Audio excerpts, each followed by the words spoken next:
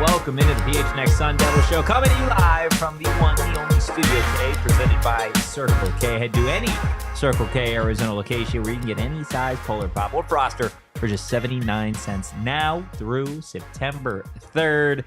Guys, what is up? I'm Anthony Totri, joined as always by DJ Danielle behind the Mac. Danielle is making all the magic happen today. We've also got the one, the only Ruby to Erik with us today. What? Do a solid, hit the like button, hit the subscribe button, and drop a 5-star review wherever you get your podcast. We have a lot to get into today. We're going to be talking more conference realignment, the same that we have been the last couple of days, but more specifically as it relates to Florida State. It sounds like things are starting to heat up. We're also going to get into a former Sun Devil wideout officially requesting a trade. Ooh. Could he be back on the move and headed to the Valley? Also, Mike Luke of the PHNX Wildcats show. I don't know if you guys caught that show this morning. Kind of went off the rails in a couple different ways. And Mike Luke saying some outlandish stuff as it relates to some Big 12 quarterbacks that we are going to get into as well. But first and foremost, Erik, we've missed you.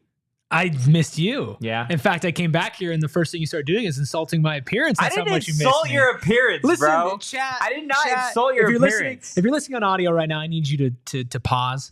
I need you to go over to YouTube. I need you to make sure you hit that subscribe button. PHNX almost at 30K subscribers. And I need you to go to this live Twitter, show. If you're watching on Twitter, go to the tweet below. Yeah. Come join us over on YouTube. Join us on YouTube.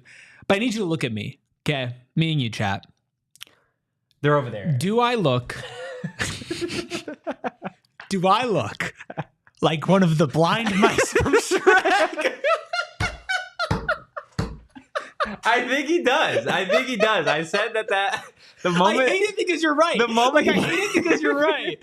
So we're both wearing sunglasses. You never saw that though? You never saw that when you first put those on? No. Listen, literally nobody has ever looked at. I've worn like these sunglasses specifically. Shout out Shady Rays for quite some time. Yeah. And nobody's ever looked at me and said, you know what? Like what you said to me. I walk in here. I'm like, you're wearing sunglasses. I need to wear sunglasses too. And you're like, you know what, Erik? You look blind when you wear those sunglasses. Then you took it one step further and said, you look like one of the 3 blind mice from Shrek. So we're off and firing. Thank you, Chad, for saying welcome back. I appreciate Danielle, that, do you Chad. agree with me on this? I would prefer to stay out of this one. Yeah. That means that she agrees. Yeah. It means that it's okay. It's okay. I agree. Yeah. That's why it bothers me because I've been wearing these forever, and I apparently look like I need a cane. I didn't insult your appearance. I just told you, I didn't insult your what it kind of looked like. It's just like like when something gets pointed out to you and you just never realize it, and now it's all you just can't unsee it. Like every time I wear these sunglasses, I'm gonna just be like. 3 blind mice. Shit. Will in the chat saying 3 blind mice is wild. I did do it like maybe 3 minutes before the show. And I even had Max come in here and be like, hey, what Disney character does he look like? He didn't guess it. So I guess that's, maybe it's just me that sees that. But William breaking it down says it's the shape of them small and round.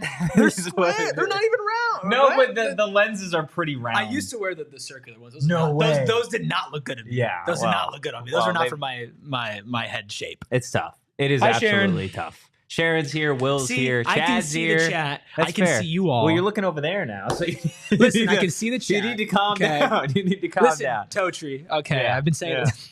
See, Chad said he had to Google it, but he sees it. I'm sorry. Let me. I gotta pull this up. I know we're supposed to be talking conference realignment, and we are. But this is why you come to PHNX Sun Devils. Okay. Let's see really quick what this looks. Yeah, bro, this is so tough. If send a picture to Danielle, and maybe at the end of the show we can pull up like a picture or something like that. I will. I'll do like a little side by side. That way we have it. almost sent that to the entire company in important announcements. That would have been, to be fair, that is kind of an important announcement. that would be to be like, really quick, guys. Who in the office looks like one of the 3 blind mice? It's Erik. It's me. So you want to talk conference realignment now? No, I actually want to just really harp on this really a little bit longer. Into your ability to see. Okay. So Brett McMurphy released story today. Super, super interesting. If you have not already read it, highly recommend you go take a look at it. But it stems from this tweet that Brett McMurphy of Action Network had tweeted out earlier today, saying, quote, Big Ten SEC unlikely to add Florida State if it leaves ACC and ACC Survives, sources told Action Network HQ. Big Ten and SEC don't want FSU because adding FSU doesn't make financial sense. No desire to expand. And, quote, they've been a disruptive partner, sources said. Very, very interesting. SEC, Big Ten, already kind of out of the Florida State sweepstakes before it's really even gotten started. And from the sounds of the story, it doesn't even sound like it is really a sweepstakes. The SEC and Big Ten, Erik, don't really want anything to do with Florida State. And you know what? Like, I kind of get it. You know, I know we can look at this from the Big 12 perspective, and Brett Yormark saying they're still open for business and possibly adding more teams and the benefits that can come with that, because there are benefits. But I think what really strikes me is the very end of that Brett McMurphy tweet, where it's the quote of, and they've been a disruptive partner. Yeah. Because that is true. Yeah. They've caused some problems. They've been very much out there at the forefront of trying to leave that conference, and for multiple different reasons. They've been in the news for it. And I don't know if Florida State brings enough for a conference like the SEC to kind of bring in that trouble. And it might. I think adding like Florida State at its height can be a top 5 team in college football if all the resources are funded properly. Exactly, right? So I think for a conference like the Big 12, that urge to leave doesn't matter as much, because I think Yormark understands why. Yeah. Even if it's not like savory, I think he understands like the reason behind it. Yeah, and I think, again, it makes more sense for the Big 12 than some of these other conferences like the SEC and the Big 10 to try and make a play for a Florida State and even a Clemson, right? Because you look, and it's something that I've talked about over the last couple of days, just in terms of like the giants in those other conferences, right? Like I can't with what's being put up on the screen right now, dude. Like I feel like we're actually trying to have a serious conversation, and there are pictures going up behind the scenes right now. And we'll get to it. We will absolutely get to that part. We'll get there. But the SEC has its giants in Georgia, LSU, Alabama, now Texas and Oklahoma. You look to the Big Ten; they have their giants in Oregon, USC, Washington, Ohio State, Michigan State, depending on the right season. And you look now to the Big 12 as it relates strictly to football, and you can't really point to a singular giant outside of Utah in this conference that can make consistent noise in the college football playoff. Well, and that's even the thing with Utah, is like they're really, really good. Yeah. But you're not, even to like a casual college football fan, I feel like Utah is like right outside like that dominance tier, to the point where like that's one of the best teams in college football. Yeah. But when you're at a more micro level and you're looking at a conference like the Pac-12 and a team that's always at the top of it, you're like, oh man, it's Utah. Like perennially really, really good. Yeah. And that's super impressive, but never like, holy crap, here comes the number 1 team in the nation, the Utah Utes. Yeah. Right? Like that's just, you know, their ceiling isn't as high as some of these other programs that have maybe had lower floors. Yeah. And so there is not just that one school that you could be like, man, like they've always kind of been in contention, and that's a really hard thing to find. And to be able to add a school like Florida State, and even a school like Clemson, and I know it's been a little bit, right? But there are down years, there are up years, there are down moments, there are up moments. I'm sure Clemson as a program, especially in the new pay-to-play era, once a certain someone's out of there, they're gonna really adopt that, and that might be like a buy low candidate as well, because we've seen what Clemson can do when it's at its peak. Yeah. Those are 2 schools that, if everything goes right, could have made the old version of the college football playoff before it expanded to 12 teams and the 4 teams. Yeah. Right? So now if you're looking at adding those 2, hypothetically, if you're going into this season or a general season, not just this roster, and you think how many teams in the Big 12 probably could compete for a playoff spot, the schools you would say would be Utah, Florida State, Clemson, who else? Oklahoma State? Because your Oklahoma would have been that. They're gone. Yeah. Arizona's not a team that you're going to consistently be like, that's going to be a top 12 team in the country. Same thing with Kansas, right? Kansas is great now. Kansas State, maybe. But Kansas, I'm talking about like programs that have like that history, right? I mean, there aren't really any outside of the ones that you named. And that's what I'm saying, where you're adding two programs that right now, they're not better. I mean, FSU is a little different, but like Clemson's not a better program than Kansas State right now. It's not a better program than Kansas right now. But overall, as far as history goes and donors and fan support and backing, they can reach that higher height. It makes complete sense for the Big 12. So does with on that kind of same sentiment, right? You say it does make sense for the Big 12 and Brett Yormark to say when Florida State and if Florida State are able to finagle their way out of their current situation with the lawsuit in the ACC, where is your worry with adding a program in a school like Florida State, which Brett McMurphy talks about in the story, crediting a lot of sources that just simply don't want to deal with the hassle of what Florida State has kind of brought upon themselves over the last few seasons? I think there's definitely some wariness. I'm not saying that you just completely ignore the fact that they've basically been trying to just jump ship by any means possible. Yeah. But I think Brett Yormark, and it came off in his comments when we were out there at Big 12 Media Day, is very confident in what this conference is going to do in the future and what it offers and what it provides. And I don't see this team or this conference losing teams anytime soon. Fair. And so this isn't the ACC in its current iteration. And in fact, this is probably the conference out of all the conferences in college athletics that is at the most cutting edge for the future. Now, part of that's out of necessity, because the SEC and the Big Ten have a little bit more laurels for them to rest on, and they'll be fine. And their TV deals are completely different. Exactly. And so I would be cautious about bringing Florida State in the sense of I would have serious conversations with them and be like, if you're coming in here, you're bought in, like you're like, this is not a temporary agreement. Yeah. Right? This is your home. You're going to buy into it. You're going to play into it. And you're going to help us generate money. We're going to help you generate money. Yeah, Chad Johnson, the great Ocho Cinco in the chat, brings up an interesting point. If Florida State and Clemson come to the Big 12, how much more money will it generate? Numbers work out, and we all get a bump. Then I am in for it, but had to be equal for all partners. See, that's interesting here, right? Because you talk about bringing in two schools that you additionally add to now a college football playoff potentially, to an NCAA tournament in basketball, and you get money. Each program gets money based off of the advancement from the teams. What in Clemson the college make? football Sweet 16, playoff. Elite 8 last year? I believe they beat Sweet Arizona, 16, right? Yeah, I believe so. Sweet 16 or Elite 8, one of those two.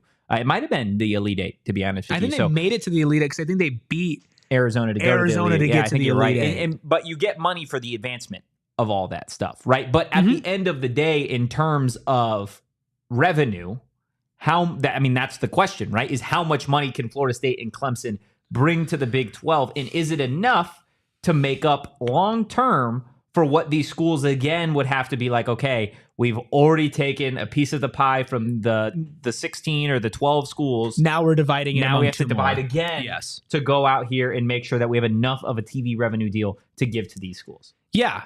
I mean, there's definitely some numbers that have to be crunched with that. And I'm trying to, obviously I don't know specifics, but how would you do that in your head is just taking the current TV deal and dividing it by the new number of teams. You can't, because these universities aren't going to want to do that. But what I'm saying is you take the TV deal, the reported number for the TV deal, right? And you divide it by the number of teams, the new amount of teams. And you say statistically, you two schools need to bring in this much more money in order for us to all get more than before. And maybe I'm wrong. There's a reason why I'm talking about sports into a microphone and not math, right? I could be completely off. Math into a microphone would be crazy. But you take there's 100% math podcasts out there. Yeah, I'm sure there is. MATH on PHNX. Come on now. That's just Jesse talking about baseball. That's true. That is true.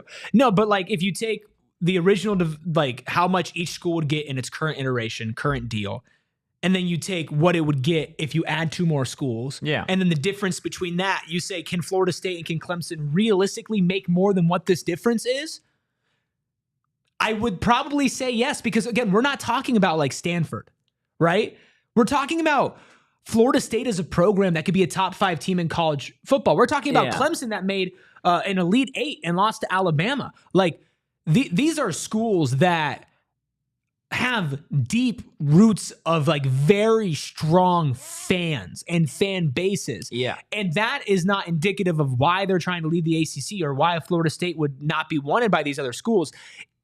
It's not because they don't have fans. It's not because they're not successful. It's because these other conferences don't really feel like they need it, and they feel like there's more risk to that. Well, there is, right? Because right now the SEC and the Big Ten, I believe the Big Ten, and you can correct me if I'm wrong, is getting somewhere between $60 and $70 million per school, which is outrageous when you look at some of the numbers that the old Pac-12 was getting, that even the Big 12 is getting in comparison, right? So the SEC and the Big Ten, at this point, they're comfortable with their 16 schools. You look at, again, in this phenomenal article that Brett McMurphy wrote, again, highly recommend you check it out here.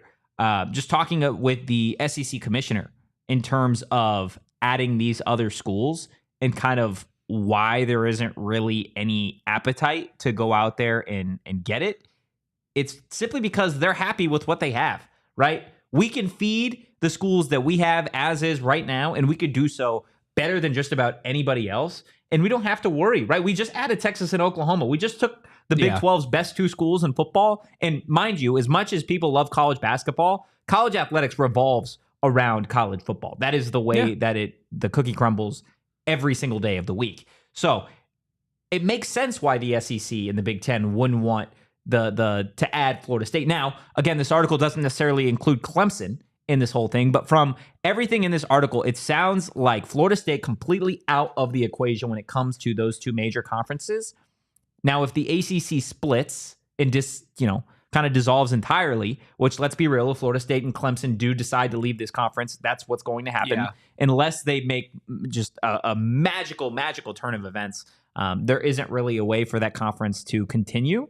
Then it kind of opens the same door that we saw with the Pac-12, where it's just like, okay, what does each conference have to really offer some of these universities? But that's also the thing, is where it's like, I don't think there's a lot of other schools in the ACC that would be worth the Big 12 where it stands right now adding.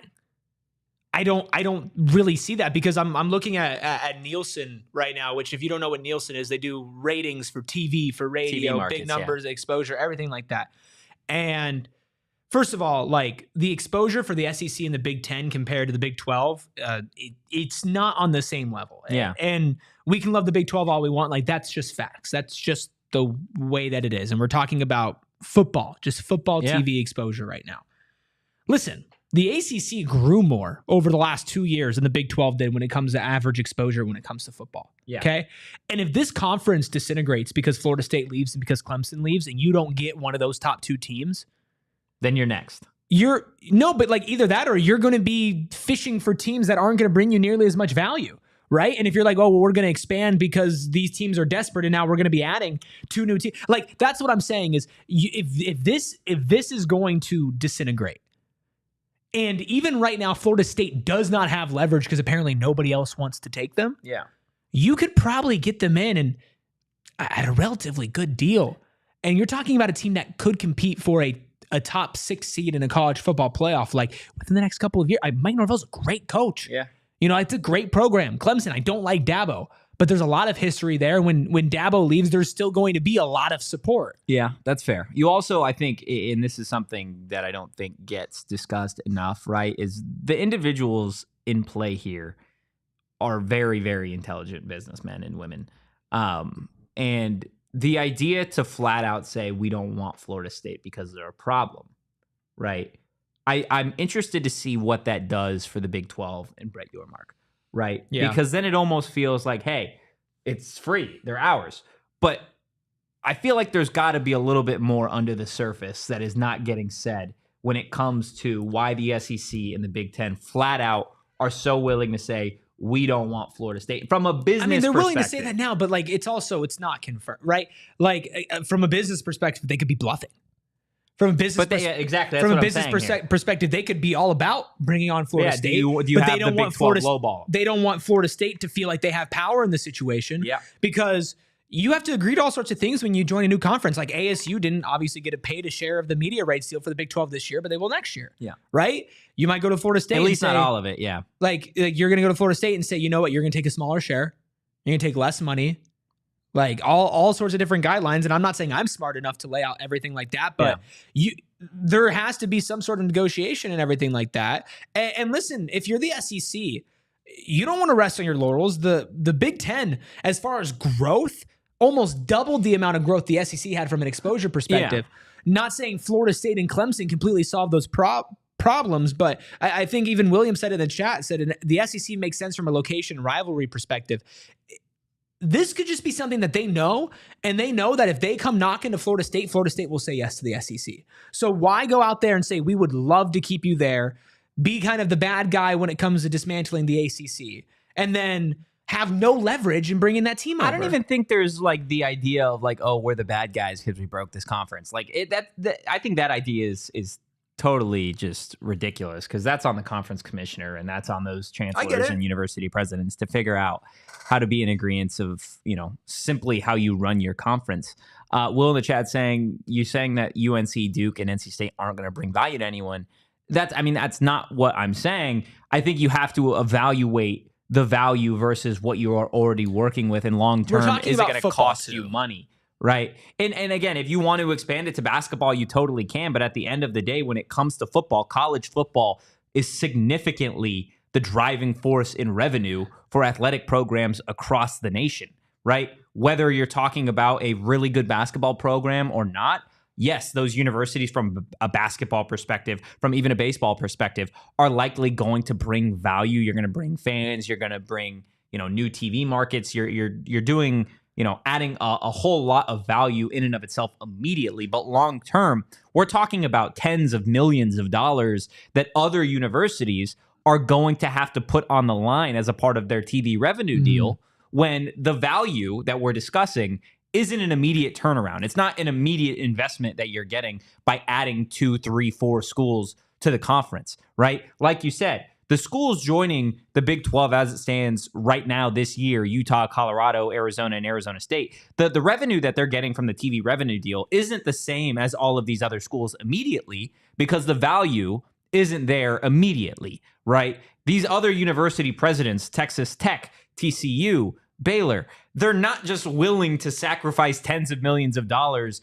of their immediate deal that they have that's a guarantee, because why would they? It doesn't make any immediate sense to them, right? Business, good business, is about how you can succeed, how you can grow. And these other universities, while they have to evaluate the actual value that they would be getting from these schools, it's no matter what, unless you're adding like Georgia or Alabama, you're not seeing an immediate turnaround, because that's just not the case. It's simply not how it works. And when you're talking about how you split up money, listen, I completely agree with you. If you add UNC, Duke, and North Carolina State to this basketball conference that we already widely consider the best conference in all of college basketball, you're talking about a massive uptick in money when it comes to that department. And that is without a doubt, like you get immediate value with just UNC and Duke alone.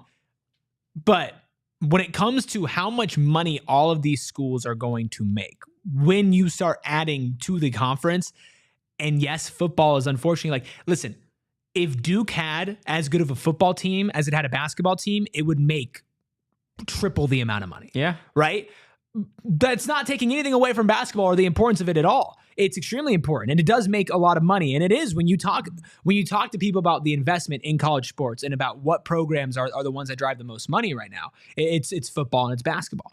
And that is just the way that it is. But football is on such a different level. William says North Carolina State made the ACC championship game, and UNC is a perennial 8-9 win team in football. Yeah, UNC is a good football program for sure. My caveat to that is where did NC State and UNC finish in the AP Top 25? Where did they finish in the college football playoff rankings?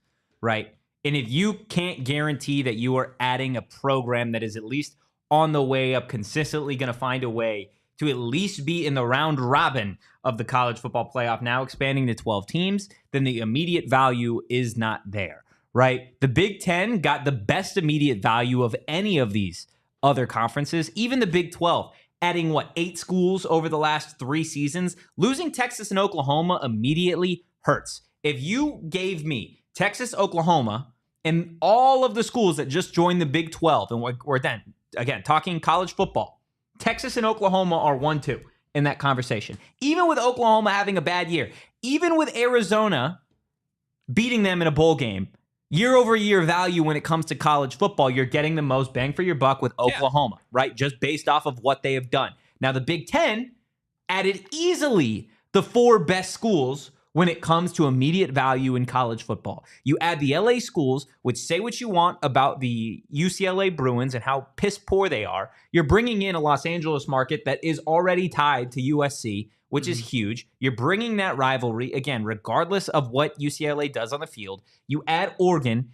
Oregon is only getting better. You saw what they did last season. And Washington was a team that just came short in the college football playoff national championship game. Yeah. So immediate value is there for those schools. For a Florida State, maybe. Is it worth the risk? Well, and I think that there is a lot of value with the Florida State. And maybe it's just me looking on with my blind mice glasses instead of rose-colored glasses. But I think that a team like Florida State that has shown recently that they could be a college football playoff contender in its previous format, let alone going forward. And then a team like Clemson that has a very, very deep ties of supporting and rooting for their school, even throughout their non-peaks and high moments. I think that there is a lot of value to that, and that is a market that I think the Big 12 could tap into, right? And then you could start looking at a UCF, rivalry as well with Florida State, and I think it's just simply put like this. Having a okay to good basketball program and a great football program is 10 times more attractive than having a great basketball program and an okay to good football program. Yeah. And listen, financially, yes. Listen, financially, of course. I am a basketball guy. Yeah. Like, that's my favorite sport. Yeah. Right? This has nothing to do with the sport itself. This has merely to do with the reality of numbers, money, statistics, everything like that. Yeah. Right? That is the truth. Yeah, there's more money in college football than there is college basketball. Absolutely. And it's not even close. And you're looking at 2 programs that, if they are winning, and even if they're not, can be massive, big-time money makers. Yeah. Right? There's risk in having all your eggs in a Kansas and Kansas State basket. When it's like, are these moments or are these shit baskets or are these perennial like contenders? Yeah. Utah is the only team currently in the Big 12 besides Oklahoma State, I guess, can maybe fall in that category. Yeah. That's just like, they're never bad. No, but their basketball team is awful. Oklahoma State? Yeah. Yeah. They didn't have Cade. They had Cade. No, but what I'm saying, like, with just football alone, right? Utah and Oklahoma State are the only 2 currently in the Big 12 that you can look at their history and say, those guys are not really losers. Yeah, yeah. Right? I mean, you bring up look like the last 10 years. Kansas State. I mean, talk about Kansas football program that has been brought from the trenches, and that's fantastic. What happens if Lance leaves? Does that continue? Yeah. Right? Like, it's a lot safer of a bet to have a school like a Florida State or a Clemson where you know that the floor for those programs is so much higher than some of your best teams in the conference have floors now. Colorado, what's their floor? Kansas, what's their floor? Kansas State, what's their floor? Yeah. No, you're right. You're bringing up valid points. I'm with you on this, right? Will in the chat, my caveat to your caveat, adding the state of North Carolina adds a market on the East Coast that is close to everything. The point is that if you miss out on Florida State and Clemson, you need to jump on that state. I don't totally disagree with you on that, especially because I feel like in that conversation in the world that we're discussing, if, again, Florida State and Clemson leave the ACC, then every team in the ACC is up for grabs. And if it's between not getting Duke and getting a Duke or getting a North Carolina or an NC State, it's one of those really hard decisions in the moment for Brett Yormark, because if you're adding these 2 schools and then let's say you got 3 more that you're looking to add in North, you probably need 1 more to even it out. So we're looking at 6 new teams to an already 16 team conference. We're looking at 22 teams. You're talking about within the span of a decade, maybe, going from splitting your revenue 12 ways to splitting your revenue 22 ways. And markets are great and expanding is great. And I think you make extremely valid points. I don't know, because I'm not smart enough to answer this, but does that money break down to where adding 10 more people to break it up can be sustainable and viable? Because the last thing you need is to put the cart in front of the horse, and now you're the conference that's dissolving. And then we're just going towards our 2-conference system of SEC and Big Ten. Yeah. Right? And that's not what Brett wants. That's not what anybody wants in the Big 12. Even, I know we talk a lot about Brett Yormark, but it is up to the university presidents and chancellors whether or not they want to add and vote in schools, right? You look specifically at the SEC, I believe 12 of the 16 presidents and or chancellors need to vote to accept a new school or any of these new schools. So if 5 of them say, no, we don't want to add these schools because it doesn't make financial sense for us, we don't want our piece of the pie getting cut once again, then it simply doesn't happen. It doesn't matter how bad the other schools want it. It doesn't matter how bad the fan base wants it. That's just kind of the way the cookie crumbles in this situation. But again, conference realignment is only going to continue to heat up. And look, it doesn't matter if the Big 12 finds its way into North Carolina, if it heads to Tallahassee or wherever. You're going to have to fill up on gas to get from city to city. And you're going to do that with our friends over at Circle K. And you're going to start with Circle K because not only do they have some phenomenal snacks, as you can see on this lovely Circle K snack cart that we have here. They've got sweet treats. They've got spicy snacks. They've got salty snacks. And they have it all over at Circle K. Erik and I were at Circle K on our way to Las Vegas. And we filled up on gas to get there. And we got ourselves some snacks as well. There's a video out there right now. There is a great video. We did, which I don't think, again, listen, I'm going to be honest with you. People like to vote against me, I'm convinced at that point. The world is against Anthony Totri. I mean, it always has been and it always will be. Yeah. Okay, so I'm just glad you know that now. But Circle K, they're trying to make my life easier and they're going to try and make your life easier too in the Inner Circle. It's their new free membership program. It's going to help you save money every single day. Start off with your first 5 fill-ups, saving 25 cents per gallon. And then every single day after that, you guys can save 3 cents per gallon as well. It is super, super easy. Just join Inner Circle for free by downloading that Circle K app today. Now, terms and conditions do apply at participating locations. Visit circlek.com for details. Yeah. I mean, I kind of agree with the poll results. I'm pretty disappointed in my performance. I'm just kind of like a hand up my bad kind of guy. I'm gonna do better next time. I'm not really gonna swerve my responsibility. Yeah. But to be fair, I think it would have been different if so basically the premise of this video was I should have got the Beanie Baby. Yeah, you should have. We were all given $10 to spend at Circle K on our ride over to Big 12 Media Day to Vegas. The thing is, lots of great options for Circle K for lunch, and that's what we were eating lunch there. If I was just given my budget for snacks, I think I would have had a more impressive performance. Because the mountain mix with the nuts and the M&Ms and everything, I think that was a great poll. Yeah, and I think the hot nuts were good too. But I needed to get a main course, and I wasn't feeling the hot dog. But now I look back on it, and I'm like, you know what, Circle K, I should have just gone with the Circle K. I should have just. I think I went wrong with the wrap. I mean, the wrap. It was good. There's not going wrong. It's just we're talking about what's the winning. I think move. I should have just got more overall snacks. No, that's what I probably more snacky. Because then we also had an unnamed, unsponsored cheeseburger. If I would have gotten a bunch of snacks and then the Beanie Baby, I think I would have won. I think you would have. If you got the Beanie Baby, I think you would have won. I was really looking at a $10 donut. Yeah, I was really close to just getting the Beanie Baby and then the $10 donut. To be honest, I mean, listen, that would have won me the poll. Listen, I'll tell you what. If you want to go back to Circle K and go on another shopping spree, get yourself that Beanie Baby donut. Yeah. Get yourself a Beanie Baby donut. A Beanie Baby donut, dude? A Beanie Baby donut. Okay, explore this for me with me for a second. Okay, I'm here. I'm buckled up. Let's do it. Is that a donut plushie or is that an edible Beanie Baby? Beanie Baby. I'm thinking edible Beanie Baby. I'm really wondering who just jumped in the chat when I said that. When we're talking about edible Beanie Babies? Yes. Yeah. So we appreciate all of you. Hit that like button, hit that subscribe button, and make sure you check out our friends over at Desert Financial Credit Union. You can get yourself some free cash to go on a Circle K spending spree.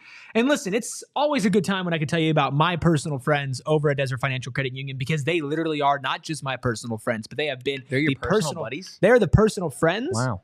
Of my entire family, my lineage. Okay, this is DFCU at the Ruby Thanksgiving. This is a true story. Okay, I've said this a couple of times here, but my grandmother, when they moved here, my grandmother and my grandfather, with my father, my aunt, was an educator, and Desert Financial used to be Desert Schools only for educators, and she was one of, and I'm being so serious here, one of the first people ever to use Desert Schools, then Desert Financial Credit Union, where the number on her account started with a 1. Yeah.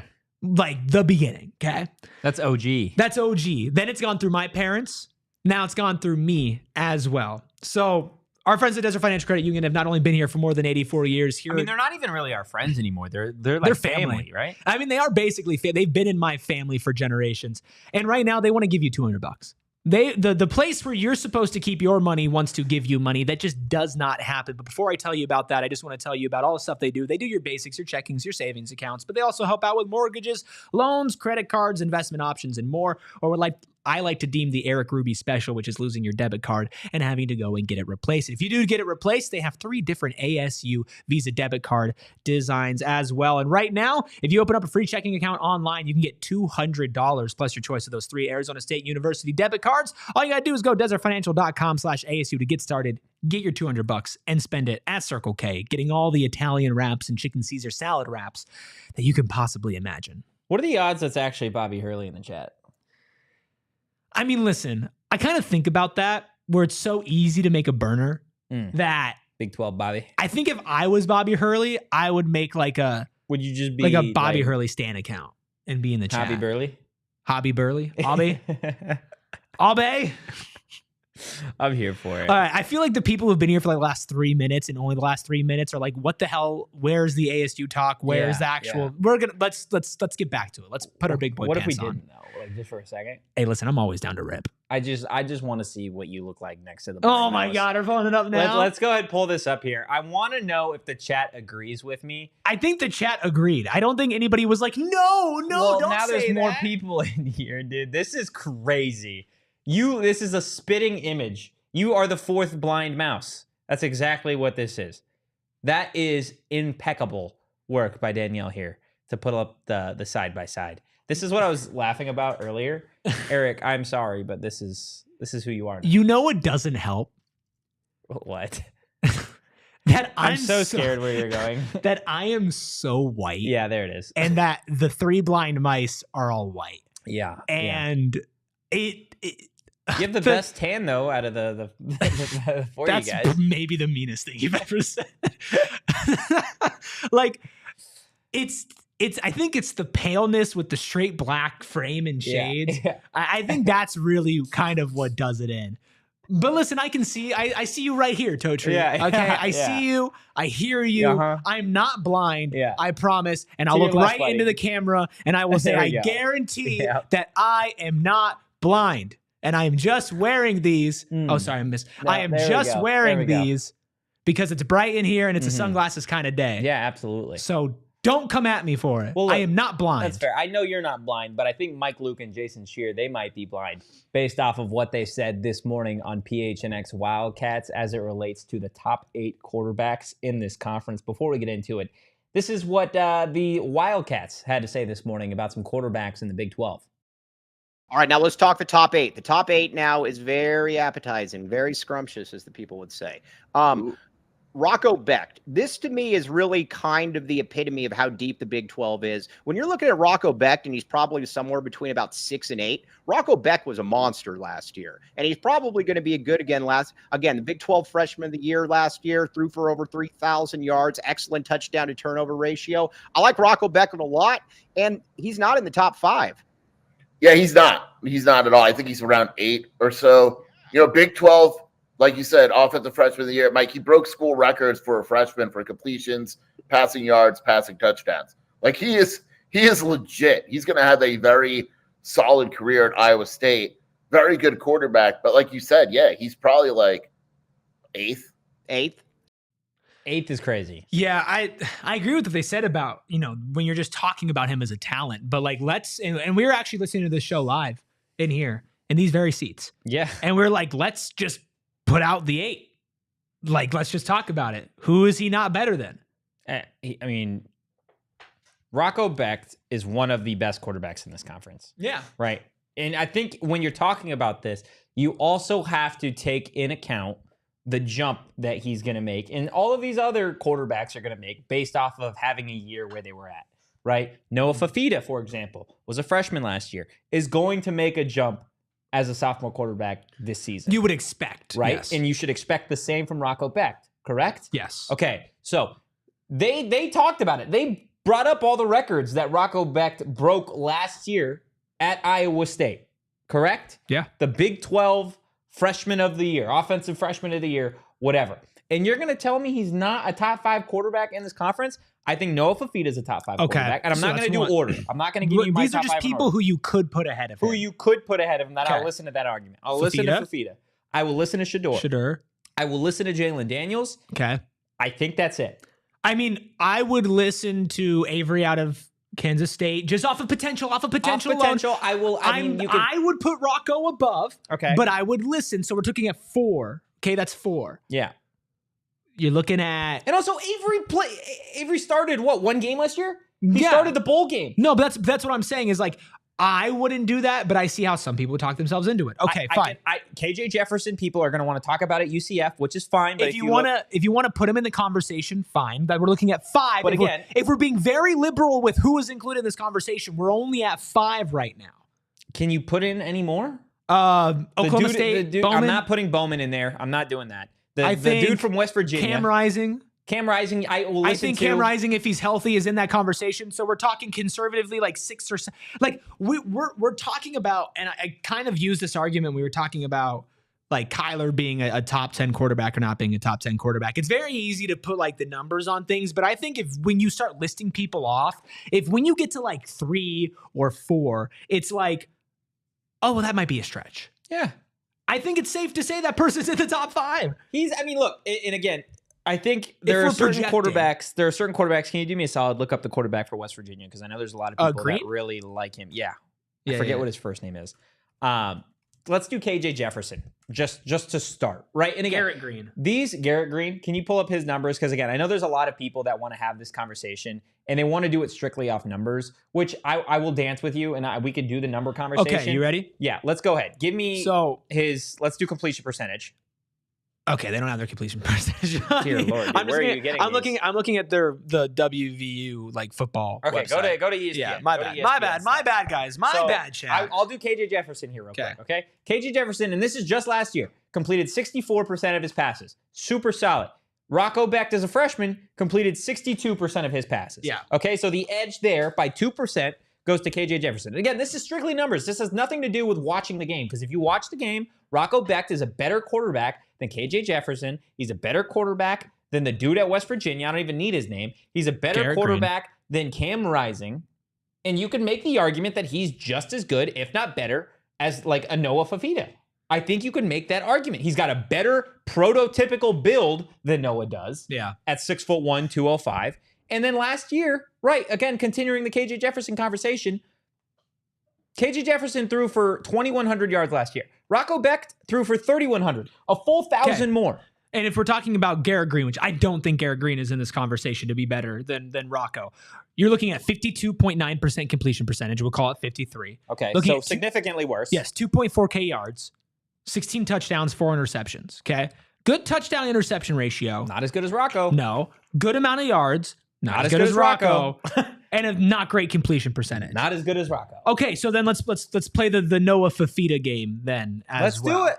I'm Noah pulling up Fafita, Noah and I Fafita will right now. stand here and tell you he had a great season last year. Yeah, he was great. 72% completion percentage. That's phenomenal. 333 attempts. Phenomenal. Okay. Also, are we taking into consideration that he has the best wide receiver in the conference? I think that's also a conversation part of it as well.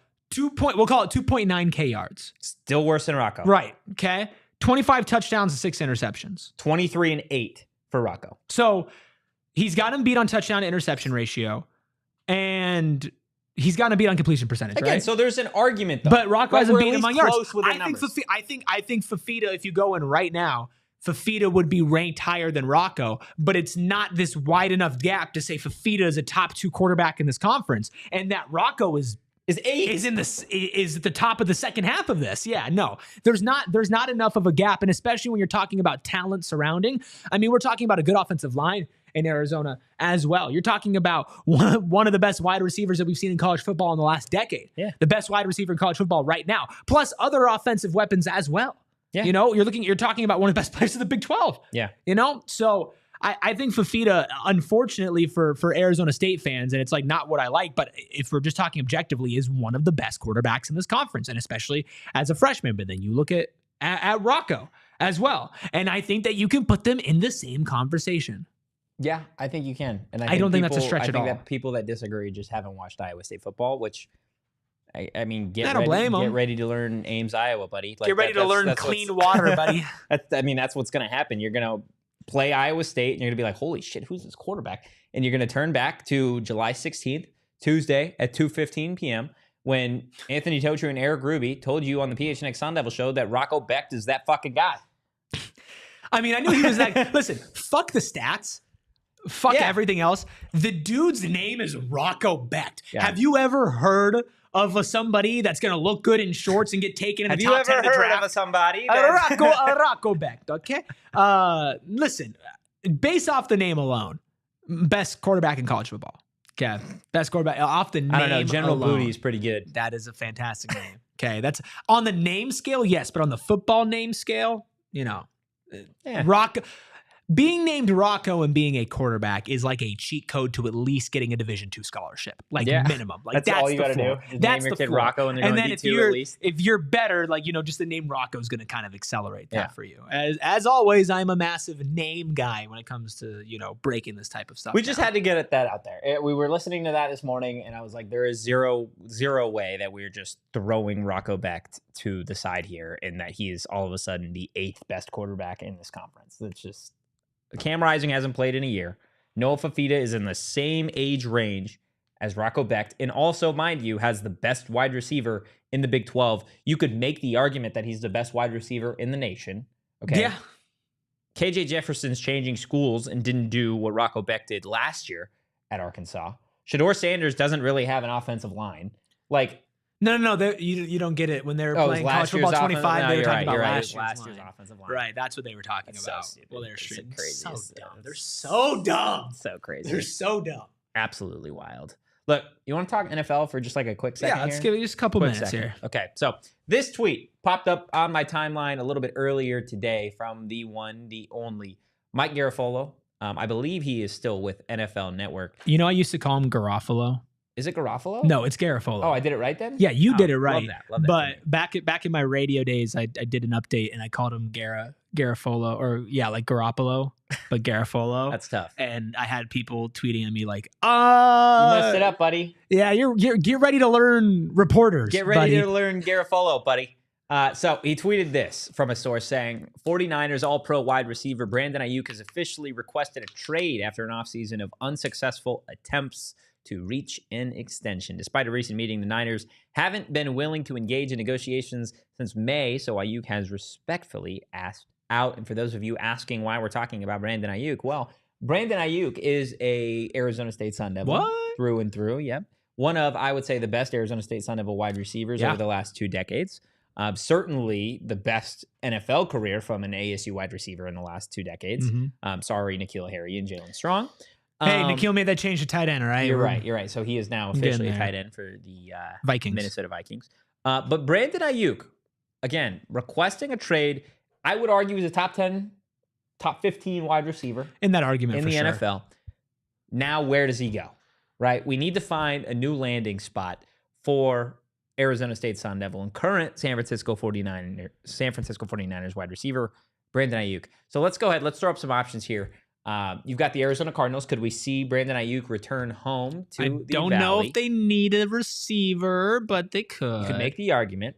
There is the Washington Commanders. Yeah. Right? Of course, we know his relationship with Jaden Daniels, also a former Arizona State Sun Devil.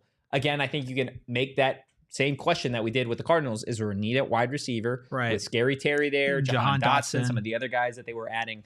I bring up the Las Vegas Raiders because Antonio Pierce, his connections to Arizona State. Again, there is conversation about Devontae Adams and his place with the Raiders. I bring up the Los Angeles Chargers not because of bias, but I bring up the Los Angeles Chargers simply because they have probably the worst wide receiver room in the NFL as it stands. And you got a quarterback that needs some wide receivers. Exactly. Yeah. And there's obviously the other category, right? Could the New England Patriots come calling after they passed on Marvin Harrison to go get Drake May? Could the Denver Broncos potentially be interested in adding a wide receiver like Brandon Aiyuk when they could potentially have a need? Where would you like to see him land? And where do you think realistically we could see Brandon Aiyuk go? I would like to see him here. And Sharon in the chat says there's always room for Brandon Aiyuk in the Valley, Erik. That's not what I was saying. I was more speaking from a fact of this guy is going to want to come and be probably your bona fide number one. And I think he wants to be paid like a one. He wants to be paid by like a one, which I don't think Monty Ossenfort and the crew wants to do this year.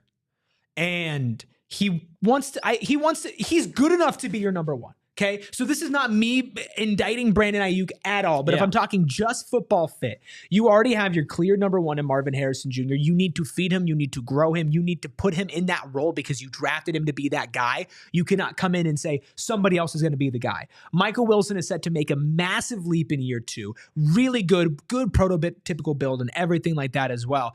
And our main man, Greg Dortch, as well. And so you have kind of your receiver room in Arizona is not in desperate need of a number one right now. And I think for his sake, you don't want to have him come back to the Valley and it not be a good fit and everything like that. And, he wants to get paid, whatever. He deserves to get paid. He deserves to be a number one. I love the idea of him going to a team with a young quarterback that needs a wide receiver, or maybe a middle-aged quarterback, Justin Herbert, although probably he could have stayed in school if he wanted 7 years of eligibility. But looking like a Bo Nix in Denver, right? I think that's a great spot. And I think that for somebody like Aiyuk, it gives him a chance to say, I can elevate the quarterback play around me outside of San Francisco. And the offense as a whole. Right. Outside of San Francisco, where there's so many weapons. Because I'm sure that's part of what San Francisco was. Yeah. We say, listen, we're just going to draft Ricky Pearsall and call it a day because we have all these other weapons as well, like surrounding you. So I would like to see him in Arizona in a perfect world, but I just think with money and power dynamics, with having a top 4 pick at wide receiver, I just don't think that works out. See, and I understand that. Again, I'm with you. I think bringing Brandon Aiyuk back home to the Valley would be phenomenal. I disagree a little bit with the sentiment that you can't bring him in simply because you drafted your number one wide receiver with the 4th overall pick. Let's not forget Marvin Harrison Jr. has not played a down. I agree. In the NFL. And you look at those Ohio State wide receiver rooms, right? Marvin Harrison Jr. wasn't always the one. He played in a room with Chris Olave, Garrett Wilson, Jackson Smith, and Jigba. Like, it was a loaded wide receiver room there. It's not a comment on Marvin Harrison Jr. would be unable to play with Brandon Aiyuk or vice versa, or that they wouldn't be a fantastic tandem. It's more, is that something the Arizona Cardinals want to do? Because they're kind of playing with house money this year. They're going to have so much cap space going into next year. I don't know if they want to tie a long-term deal to a room where they're already getting a super cheap deal. But that's the thing. You already have a super cheap deal. But that's the thing is, you might want to just see Marvin be the guy.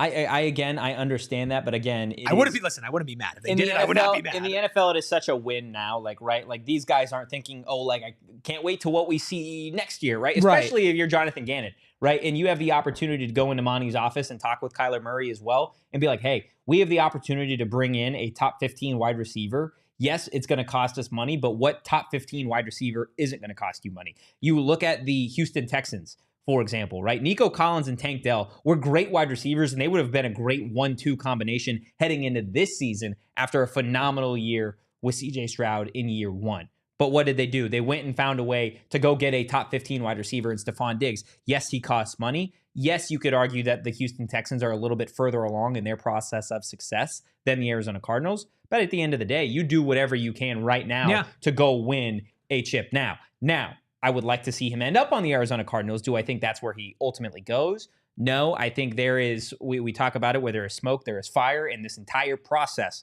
has been Jaden Daniels and Washington Commanders related. So I think if a deal does get done and you don't see a holdout long-term from Brandon Aiyuk and the 49ers, then I think you could probably say that it is the betting favorite would be that he ends up playing with Jaden Daniels once again. And again, I would love to see him play on the Arizona Cardinals. I think that it would be electric. I would want to make sure with him, though, that he's okay.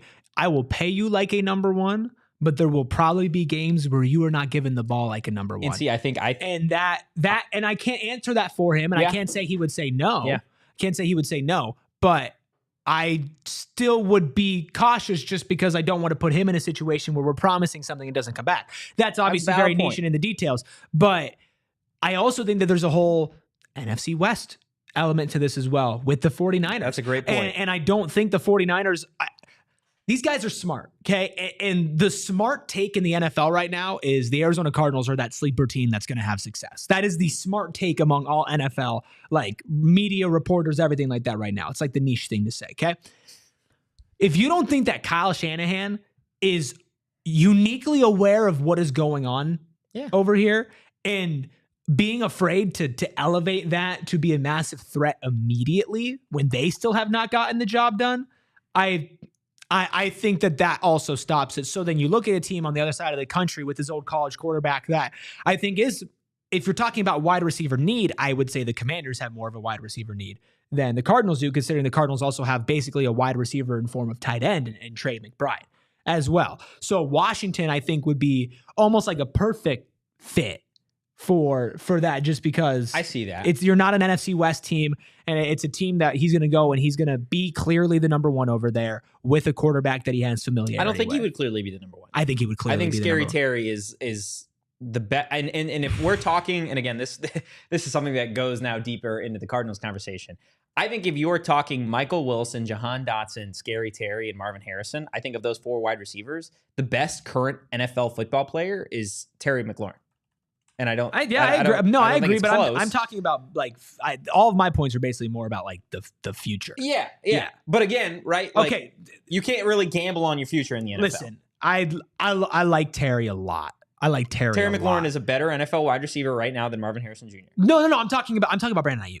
Okay. You think Brandon Aiyuk is better than Terry McLaurin? I think Brandon Aiyuk would go into Washington. Are you trying to play the numbers game? I'm going to play the numbers game. Okay, we'll play the numbers game with you. I've got both numbers up right now. Okay. Terry McLaurin last season, 79 receptions, 1,000 yards, barely, 1,002, 4 touchdowns. How many games did he play? Last year, where are your games played, bud? Where are your games played, bud?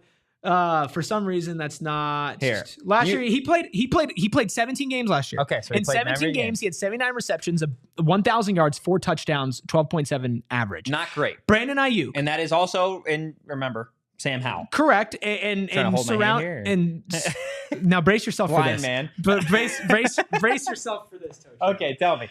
Listen, Brandon Aiyuk tore it up last year. Brandon Aiyuk last year in 16 games played. Now, granted, surrounded by a lot more talent, a lot of people to take numbers away from him. 75 receptions. That is 4 less than Terry, but 1,300 yards, which is 300 more than Terry, 1,342. 7 touchdowns, which is 3 more than Terry, and an average of 17.9 yards per reception, which is about 5 yards more per reception than Terry, all in 1 less game played. Yeah. So if you add 1 more game, he's probably going to get those 4 receptions past Terry. You might get even get up to, depending on how good of a game he has, to 1,500 yards for a season, add a touchdown. Like, I think Brandon Aiyuk would go over there, especially with like a rookie quarterback who's probably looking for his safety blanket. Yeah. And that's going to be somebody who's been in the NFL but has also played with him. I think Brandon Aiyuk would be a number one. It'd be a great fit. And it would probably be one of the best wide receiver duos in the NFL. Even if he went to Arizona with Marvin Harrison Jr., I mean, that you're talking probably the best wide receiver core if he goes to either of those two teams. Yeah. Because Jahan Dotson is a third. Argument. I think now, again, I would say if he went to the Raiders, you would have with Devontae. With Devontae and Jacoby Myers. And Jacoby, yeah. I think that's probably immediately the situation. But again, what's it going to cost you to go get And that's also part of it as well. It's probably going to cost you a first-round pick, especially if you want to be the surefire team to go get him. And if you are the San Francisco 49ers, a deal with the Washington Commanders in terms of where these teams are going to be picking next year, I would put my money that the Commanders are a worse off team than the Arizona Cardinals. And I think Devontae might want out of Oakland, Las Vegas. I know. I miss it when it was Oakland. Yeah, might want out of Las Vegas. And so if you trade Aiyuk there, I wouldn't be surprised if they move on from Adams, and then that team's not looking too hot either. I would say Chargers, if you get probably more from them because they're a little bit more desperate to win now and to put a massive, like, clear number one wide receiver in their room. And I just don't know if that front office is willing to part ways with a first-round pick when their entire mentality is a ground and pound. Right, but I think that you could see them wanting that. And so I think the Chargers would probably be the team most likely to overpay. And then I think that Washington and Las Vegas would probably be the 2 most likely targets. But the reality is it's probably going to be a team that we're not even talking about. Yeah. Right now. No, you're absolutely right. But guys, that is going to do it for today's episode of the PHNX Sun Devil Show. Do us a solid, hit the like button, hit the subscribe button, drop a 5-star review wherever you get your podcast. If you enjoyed the content, give the show a follow, PHNX_Sun Devils. You can follow me at Anthony_Totri. You can follow the blind man here at Erik Ruby. That is Erik with a K. You can follow DJ Danielle at Abracadanielle across social media. But in the meantime, guys, go Devils. Peace. We all silly like the mayor.